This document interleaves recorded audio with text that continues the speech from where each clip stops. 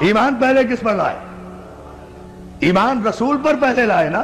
پہلے رسول کو رسول مانا، صادق مانا، امین مانا، سچا مانا، تب اس نے جو کچھ کہا اسے آپ نے قرآن مانا. آپ کی حیثیت تو یہ ہے کہ نہ آپ نے جبریل کو آتے ہوئے دیکھا، نہ فرشتے کو جاتے ہوئے دیکھا، نہ وحی کو آتے ہوئے دیکھا. کسی صاحب عقل نے آپ سے آج تک پوچھا کہ بھائی اگر جبریل پہلی مرتبہ آیا تھا تو پھر وہ آپ کے سامنے تو نہیں آیا تھا؟ پیغمبر مکے کی زمین میں تو نہیں تھے، مکے کے کسی گھر میں تو نہیں تھے. پیغمبر تو مکے کی ایسی پہاڑی پر تھے جو زمین سے 3000 فٹ کی بلندی پر تھی، وہاں جا کر عبادت کیا کرتے تھے.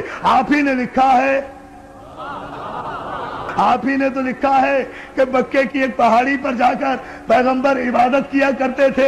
اس پہاڑی کو ہم دیکھ کر آئے ہیں، 3000 فٹ کی بلندی پر وہ غار ہے جہاں میرا رسول جا کر عبادت کیا کرتا تھا. بھئی عبادت کہاں کیا کرتے تھے؟ جب 40 برس کے بعد نبی بنے تو عبادت کس کی کرتے تھے؟ توجہ توجہ توجہ. یا علی یا علی، صلوات دے دینا محمد آل محمد کا.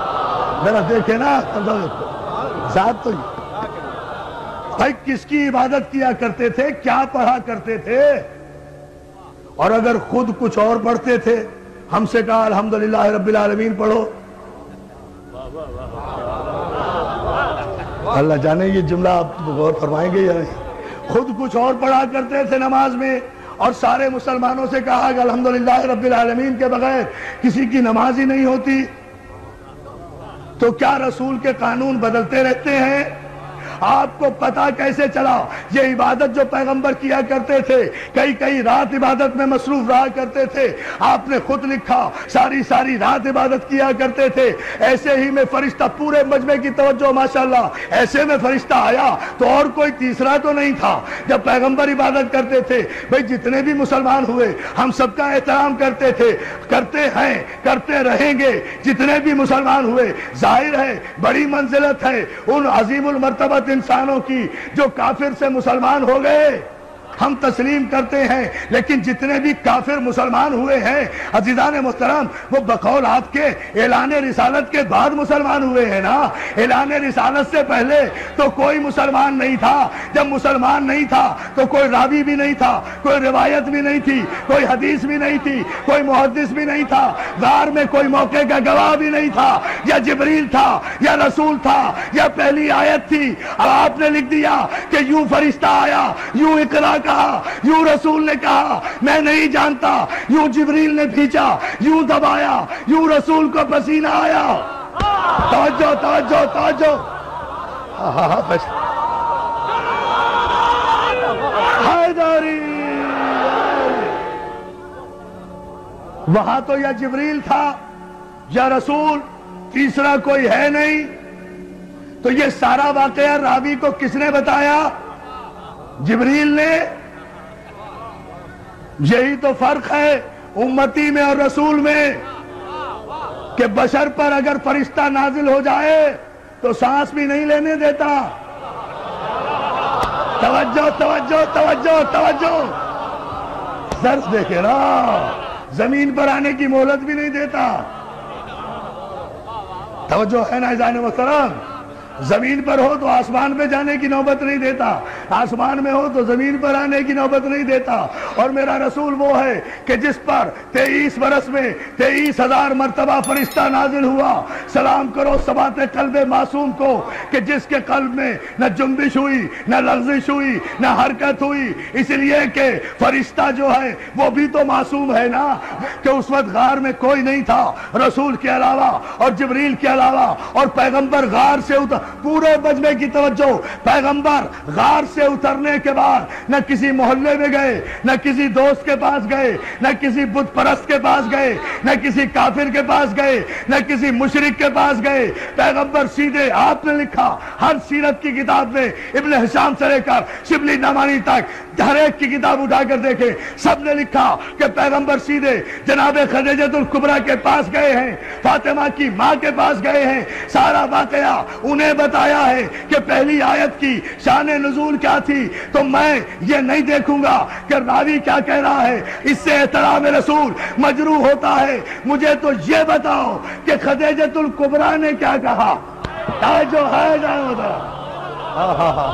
بھائی جو واقعہ بھی ہوا ہے پہلی وحی کے موقع پر، اس کا گواہ کوئی نہیں، لیکن جناب خدیجۃ الکبریٰ وہ ام المومنین بیوی ہے کہ ساری کائنات کی خواتین میں جنہیں یہ شرف حاصل ہے کہ جنہوں نے سب سے پہلے لب رسالت کو وحی کے مطابق جنبش کرتے ہوئے دیکھا اور اس کی تصدیق کی۔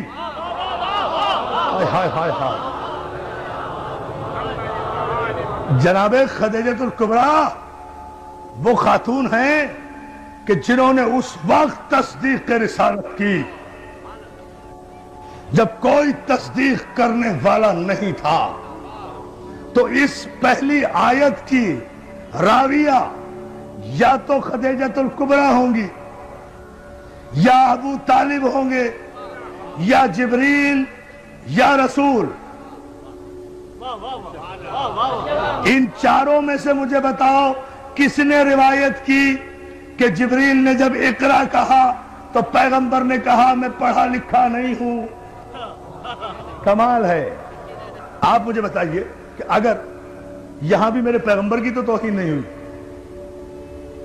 بھئی پیغمبر کو کہا نا جبریل نے اقرا، اگر معاذ اللہ پیغمبر نے کہا کہ میں پڑھا ہوا نہیں ہوں تو غلطی کس کی؟ بھئی مجھے پاک محرم ایسوسی ایشن کے نقیر رضوی صاحب نے اور ان کے اراکین نے کہا کہ آپ نشتر پارک میں مجلس پڑھیے، انہوں نے کہا میں نے وعدہ کر لیا، میں آ کر ممبر پہ بیٹھ گیا، مجمع اتنا ماشاءاللہ سامنے ہے، اب بیٹھ کر بولتا ہی نہیں، مجمع کہہ رہا ہے مولانا پڑھیے، میں کہوں میں بھائی ان پڑھ ہوں، میں تو پڑھا ہوا نہیں ہوں، تو سارا مجمع پاک محرم کے سر ہو جائے گا نا کہ بھائی ان پڑھ کو لا کر ممبر پہ بٹھا کیوں دیا؟ توجہ توجہ توجہ توجہ، سارا مجمع سر ہو جائے گا نا کہ جب یہ پڑھنا نہیں جانتا تھا تو اسے ممبر پر لا کر، بہت توجہ، ممبر پر لا کر بٹھایا کیوں؟ مجھے پھر بھی کچھ نہیں کہے گا، یا بلانے والے کی خطا یا بھیجنے والے کی خطا۔ بھائی یہ تو اللہ سے پوچھو کہ جب وہ پڑھنا نہیں جانتا تھا تو پھر جبریل کو بھیجا کیوں کہ پڑھو؟ اب میں جملہ کہوں گا تاریخی اور آپ کی توجہ چاہوں گا۔ جبریل کو کہا کیوں جو پڑھنا نہیں جانتا تھا؟ تو جبریل کو بھیجا کیوں کہ جا کر کہو کہ پڑھو؟ تو بات کس پر آ رہی ہے؟ خدا کے لیے شریعت اور معصوم کے فلسفے کو سمجھو۔ پہلی آیت ہی کی معنی و مفاہیم جن کے سمجھ میں نہیں آئے اور شان نزول سمجھ میں نہیں آیا، انہیں کیا پتا کہ شریعت کیا ہے اور بادشاہت کیا ہے؟ صلوات علی محمد آل محمد۔ ابھی تو خیر سے پہلی آیت بھی سمجھ میں نہیں آئی، سارا قرآن کہاں سے سمجھ میں آئے گا؟ اس لیے کہ پہلی آیت ہی ابھی سمجھ میں نہیں آ رہی کہ یہ کس طرح نازل ہوئی تھی، اور مجبوری بھی پیدائشی مجبوری، اس میں کوئی قصور بھی نہیں ہے، ان کا بھی کوئی قصور نہیں، ہم تو بڑے ادب کے ساتھ کہہ رہے ہیں اس میں کوئی قصور بھی نہیں، بات صرف اتنی ہے، مسئلہ صرف اتنا سا ہے، سمجھ لیجئے، بات واضح ہو جائے گی۔ بات میرے عزیز دوستو صرف اتنی سی ہے کہ اللہ جن معصومین اور معصوم انبیاء کی پرورش کرنے والوں کو منتخب کر لیتا ہے نا، ان کے نقش قدم کو بھی شریعت بنا دیتا ہے، ان کے نقش قدم کو بھی شریعت بنا دیتا ہے۔ مجھے بتائیے نا، کعبے میں جتنی شریعت جاری ہے نقش قدم ہے نا معصوم کا؟ یہی گفتگو چھوڑی تھی نا، کعبے میں جتنی شریعت جاری ہے، یہ سارے جتنے ارکان حج آپ کر رہے ہیں، یہ جتنی صحیح کر رہے ہیں، یہ صفا و مروہ کے درمیان جا رہے ہیں، یہ 3 شیطانوں کو پتھر مار رہے ہیں، اگر بغیر سوچے سمجھے مار رہے ہیں تو یہ پتھر آپ ہی پہ پڑ رہے ہیں۔ توجہ توجہ توجہ توجہ توجہ، صلوات بھیجے بابا دے برائے۔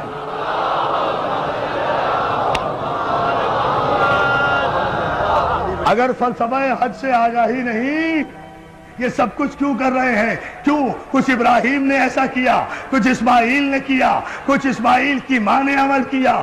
خدا نے باپ کے عمل کو بھی شریعت بنایا، بیٹے کے عمل کو بھی شریعت بنایا، معصوم نبی کی ماں کے عمل کو بھی شریعت بنایا۔ اور شریعت میں کسی کو چونو چرا کی گنجائش نہیں ہوتی، شریعت کی اپنی مرضی، معصوم کی اپنی مرضی۔ کعبے میں جاتے ہو، حجر اسود کو چومتے ہو نا، پتھر وہ بھی ہے، پتھر وہ بھی تھے جو کعبے میں رکھے ہوئے تھے۔ اگر ان پتھروں کو پوجا تو کافر ہو جاؤ گے، اسے نہ چوما تو کافر ہو جاؤ گے۔ لاؤ شریعت کا استدلال، بولو شریعت پر کو توجہ ہے میرے دوستو۔ جب آپ اتنے انہماک سے اور اتنی محبتوں سے سماعت فرما رہے ہیں تو پھر ذرا سا اس کی وضاحت بھی سن لیجئے، یہ زحمت بھی گوارا کر لیجئے۔ عزیزان محترم، جتنے پتھر تھے، پتھر کے خدا بنا کے رکھے تھے، سب کو نکال دیا گیا، اس کو لگایا گیا۔ پتھر وہ بھی، پتھر یہ بھی، جنس میں فرق نہیں ہے۔ اب ذرا سا علمی مرحلہ ہے، اسے سمجھ لیں آپ، تھوڑا سا غور کریں، نتیجہ سامنے آئے گا۔ جنس میں فرق نہیں ہے، ایک کو ہٹا دیا گیا، ایک کو لگا دیا گیا، 360 کو ہٹا دیا گیا، ایک کو لگا دیا گیا۔ چلیے بات باتیں کر دوں، ٹھیک ہے نا؟ ایک کو لگایا گیا، اس کے ان کے آگے سر جھکایا تو مشرک ہو جاؤ، اسے نہ چوما تو ارکان حج مکمل نہیں ہوتے۔ یہاں تک ارکان حج میں شامل ہے کہ اگر بھیڑ اور رش کی وجہ سے حجر اسود تک نہ پہنچ سکو تو دور ہی سے اپنی ہتھیلی حجر اسود کی طرف کر کے اپنی ہتھیلی کو چوم لو، حجر اسود چومنے کا ثواب ہوگا۔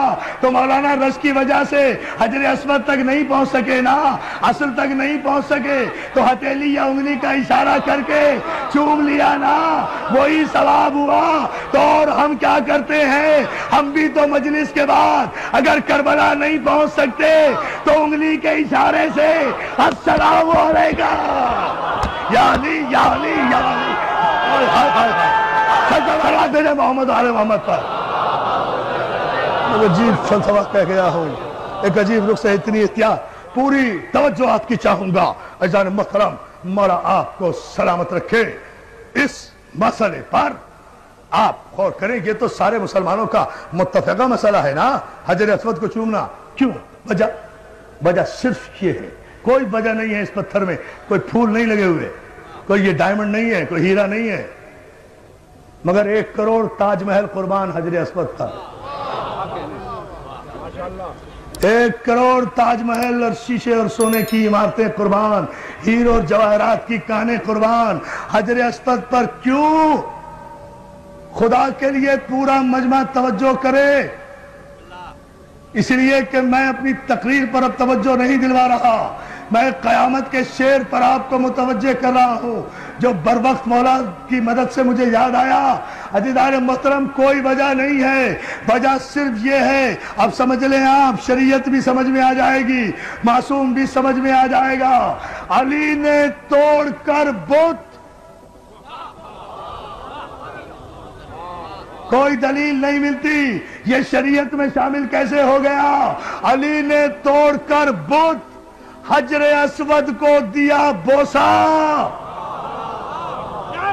ٹھہرو بیٹا، ٹھہرو نہیں، علی نے توڑ کر بت حجر اسود کو دیا بوسا، کہیں بگڑی کہیں پر بن گئی تقدیر پتھر کی، یا علی